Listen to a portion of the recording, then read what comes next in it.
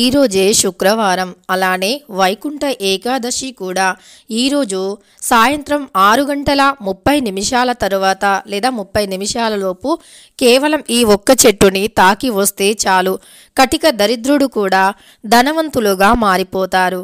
తెలిసి తెలియక చేసిన పాపాలు కూడా తొలగిపోయి పాపాల నుండి విముక్తిని పొందుతారు. వైకుంఠ ఏకాదశి అనేది చాలా పవిత్రమైనటువంటిది. వైకుంఠ ఏకాదశి రోజున ఓం శ్రీ సాయి వారాహి దేవి జ్యోతిష్యాలయం నెంబర్ 1 వశీకరణ స్పెషలిస్ట్ కేరళ తాంత్రిక్ పవన్ నంబూదిరి. ప్రియమైన వారు మీకు దూరంగా ఉంటే, స్త్రీ పురుషుల ప్రేమ, ప్రేమించి మోసపోవటం, భార్యాభర్తల సమస్యలు, చేతబడి, క్షుద్ర పూజలు, వాటి నుంచి నివారణ, శత్రునాశనం, మీకు ఎటువంటి సమస్యలు అయినా 24 గంటల్లోనే పరిష్కారం లభించును. Any problems 100% solution with in 24 hours. ఎటువంటి సమస్యలైనా ఫోన్ ద్వారా పరిష్కరించగలరు. వెంటనే సంప్రదించండి. మొబైల్ నెంబర్ వచ్చి 9043637512. సంవత్సరంలో మొదటిసారిగా శుక్రవారంతో కలిసి వస్తుంది కనుక ఈ రోజున చేసేటటువంటి కొన్ని పూజలు, పరిహారాలు మన దరిద్రాన్ని తొలగించి అదృష్టాన్ని కలిగింపజేస్తాయి. వైకుంఠ ఏకాదశి, దీనినే ముక్కోటి ఏకాదశి అని కూడా పిలుస్తూ ఉంటాము. ఈ ముక్కోటి ఏకాదశి అంటే కోటి దేవుళ్లతో లక్ష్మీదేవి భూలోక సంచారం చేస్తుంది అని, ఆ సమయంలో అమ్మవారికి నచ్చేలాగా ఉంటే, అంటే కొన్ని నియమాలు పాటించి అమ్మవారి పూజను చేస్తే గనక తప్పకుండా అలాంటి ఇంట్లో ఐశ్వర్యం ఉంటుంది అని, ధనానికి అసలు లోటు ఉండదు అని శాస్త్రం చెబుతుంది. అయితే ఇలా మరి ఐశ్వర్యం ఉండాలి అన్నా, ధనానికి లోటు లేకుండా ఉండాలి అన్నా మనం ఎప్పుడైనా సరే ఈ పరిహారాన్ని చేసుకోవచ్చు.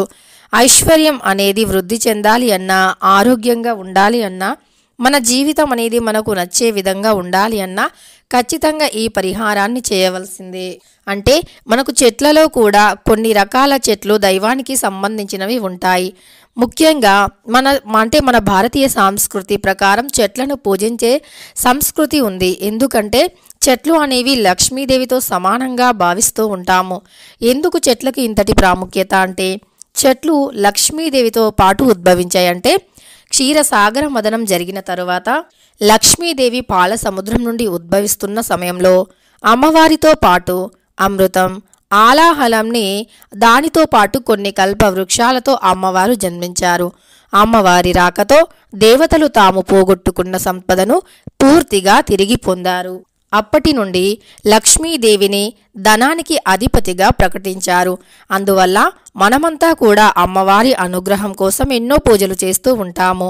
లక్ష్మీదేవి అనుగ్రహం కలిగితే చాలు, మనకు కూడా జీవితంలో ధనధాన్యానికి, సిరి సంపదకి లోటు ఉండదు అని, లక్ష్మీదేవి అనుగ్రహం ఉంటే మనం ఎప్పుడైనా సరే సంపన్నులుగా మారుతాము అని మన నమ్మకం. అందులో శుక్రవారం అంటే లక్ష్మీదేవికి అత్యంత ప్రీతికరం.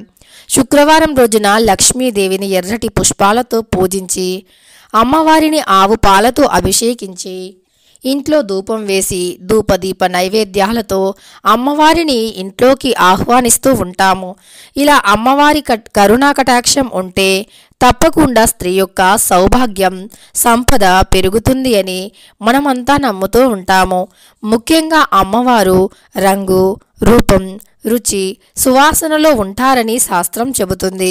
అంటే ఎక్కడైతే పరిశుభ్రత ఉంటుందో, ఎక్కడైతే సువాసన ఉంటుందో అక్కడ లక్ష్మీదేవి నివసిస్తుంది అని శాస్త్రం చెబుతుంది. ఇలా అమ్మవారికి ఇష్టమైనటువంటి శుచి, సువాసన, శుభ్రత ప్రతి ఒక్కరి ఇంట్లో కూడా ఉండాలి. అంటే ఈరోజు ముక్కోటి ఏకాదశి శుక్రవారంతో కలిసి వచ్చింది కనుక ఇంట్లో ధూపాన్ని వేయాలి. ఇంట్లో ధూపాన్ని వేయటం వల్ల దుష్టశక్తులు తొలగిపోతాయి. ఇది కేవలం శాస్త్రపరంగానే కాదు, సైన్స్ పరంగా కూడా ఒక మంచి సువాసనను చూసినప్పుడు మన మనస్సు ప్రశాంతంగా రిలాక్స్ అవుతుంది. అంతేకాదు మనకు ఒక కాన్ఫిడెన్స్ వస్తుంది, ఏదైనా సాధించగలమని. మన మైండ్ రీఫ్రెష్ అవ్వడంతో మంచి మంచి ఆలోచనలు వస్తాయి. తద్వారా మనం ఏదైనా సాధించగలం, సంపాదించగలం. అలానే మన చుట్టూ కూడా అనుకూలమైనటువంటి ప్రభావాలు ఉంటాయి. ప్రతికూల శక్తులు తొలగిపోయి అనుకూల శక్తులు పెరుగుతాయి. కనుక ఇంట్లో ధూపాన్ని వేయాలి.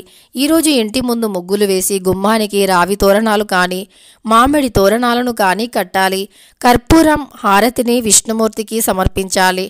తులసీమాలను విష్ణుమూర్తికి సమర్పించటం వల్ల విష్ణుమూర్తి యొక్క అనుగ్రహం లభిస్తుంది. అంతేకాదు తులసి అంటే విష్ణుమూర్తికి లక్ష్మీదేవికి చాలా ఇష్టం. కనుక ఈరోజు తులసీమాలను లక్ష్మీదేవికి విష్ణుమూర్తికి సమర్పించాలి. తులసీమాలను లక్ష్మీదేవి విష్ణుమూర్తికి సమర్పించడం వల్ల వారి అనుగ్రహం అనేది తప్పకుండా కలుగుతుంది. అయితే మరి ఈరోజు ఏ చెట్టుని తాకి రావటం వల్ల కటిక దరిద్రాలు కూడా తొలగిపోయి అష్ట ఐశ్వర్యాలకి అధిపతిగా మారుతామో ఇప్పుడు తెలుసుకుందాం. అదేవిధంగా ఈరోజు అమ్మవారికి ప్రీతికరమైనటువంటి రోజు ఏకాదశి. ముఖ్యంగా ఇంట్లోకి లక్ష్మీదేవి వచ్చేటటువంటి రోజు కనుక సంధ్యా సమయంలో అంటే అమ్మవారు సాయంత్రం సమయంలో అంటే 6 దాటిన తర్వాత ఇక అమ్మవారు భూలోక సంచారం చేస్తారని శాస్త్రం చెబుతుంది. కనుక ఈ రోజున సాయంత్రం 6 దాటిన తర్వాత ఉత్తర దిక్కున ఈశాన్యం దిక్కున గుమ్మానికి ఎడమ వైపున దీపం వెలిగించాలి. పూజ గదిలో తమలపాకు పైన దీపం వెలిగించాలి. ఇలా చేస్తే లక్ష్మీదేవి అనుగ్రహం అనేది తప్పకుండా మనపై ఉంటుంది. లక్ష్మీదేవి యొక్క అనుగ్రహంతో మనం జీవితంలో ధనానికి ధాన్యానికి లోటు లేకుండా జీవిస్తాము. కటిక దరిద్రులు కూడా ధనవంతులుగా మారిపోతారు.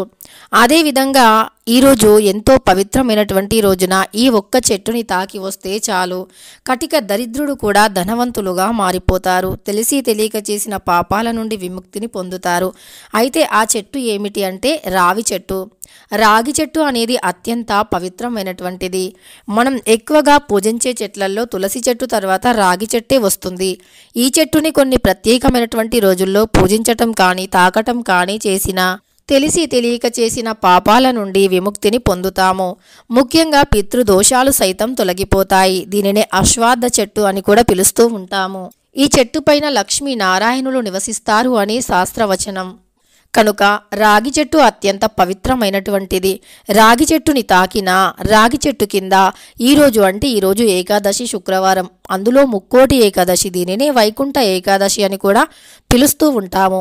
ఈరోజు చాలా పవిత్రమైనటువంటిదిగా పరిగణించబడుతుంది. ఈరోజు ఇంట్లో మాంసాహారాన్ని వండటం తినటం చేయకూడదు. అలానే గోర్లు కట్ చేసుకోవడం జుట్టు కట్ చేసుకోవటం వంటివి కూడా అస్సలు చేయకూడదు. అలానే రాగి చెట్టు అనేది ఇది శాస్త్రపరంగాను సైన్స్ పరంగా రాగి చెట్టుకి ఎంతో ప్రాధాన్యత ఉంది. రాగి చెట్టుని ఇలా ఏకాదశి రోజుల్లో తాకిన పూజించిన రాగి ఆకుపైన దీపం వెలిగించిన రాగి చెట్టు కింద దీపం వెలిగించిన లక్ష్మీనారాయణుల అనుగ్రహంతో పాటు పితృదేవతల అనుగ్రహం కూడా లభిస్తుందని నమ్మకం. అలానే ఈరోజు ముక్కోటి ఏకాదశి రోజున రాగి ఆకుని తెంపకూడదు, అంటే కోయకూడదు. కానీ రాగి ఆకు కింద రాలినటువంటి రాగి ఆకుతో మనం దీపం వెలిగించటం కానీ రాగి ఆకు పైన కర్పూరాన్ని పెట్టి విష్ణుమూర్తికి సమర్పించటం కానీ చేయాలి. అయితే ఈరోజు రాగి చెట్టుని మరి తాకుతే గనక ఖచ్చితంగా పాపాలు దరిద్రాలు తొలగిపోతాయి. ఈ రాగి చెట్టు అంటే అత్యంత ఎక్కువ ఆక్సిజన్ని కూడా కలిగి ఉంటుంది. మనుషులకి కావలసినంత ఆక్సిజన్ని అందింపజేసి మన నుండి అంటే వ్యర్థ పదార్థమైనటువంటి కార్బన్ డయాక్సైడ్ని పీల్చుకునే శక్తి రాగి చెట్టులో ఉంటుంది. కనుక రాగి చెట్టుని వీధికి ఒక్కటైనా పెంచుకోవాలి. వీధికి ఒక రాగి చెట్టు ఉంటే ఆరోగ్యం బాగుంటుంది. అలానే రాగిని పూజించటం వల్ల ఉద్యోగంలో ఉండే ఆటంకాలు తొలగిపోతాయి. ఇలా మనకు కటిక దరిద్రాలు సైతం తొలగిపోయి అష్ట ఐశ్వర్యాలు కలిసి వస్తాయి. ఆరోగ్యంగా ఉంటాము. అదృష్టం కలిసి వస్తుంది అని మన నమ్మకం. కనుక ఈరోజు మర్చిపోకుండా రాగి చెట్టుని సాయంత్రం 6 గంటల లోపు తాకి మీ మనస్సులో ఉండే కోరికను చెప్పుకొని రాగి చెట్టుకి నీరుని పోసి అలానే రాగి చెట్టు చుట్టూ ప్రదక్షిణలను చేసి తెలుపు రంగు దారంని 11 పోగులుగా కానీ 5 లేదా 9 పోగులుగా కానీ రాగి చెట్టుకి పోసినట్లు అయితే ఖచ్చితంగా మనపై ఉండే ఏవైనా దోషాలు రాహుకేతు శని దోషాలు సైతం తొలగిపోయి అదృష్టం అనేది కలిసి వస్తుంది. తెలుసుకున్నారు కదా ఈరోజు ముక్కోటి ఏకాదశి రోజున ఏ చెట్టుని తాకి రావాలి అని. వీడియో నచ్చితే లైక్ చేయడం మర్చిపోకండి.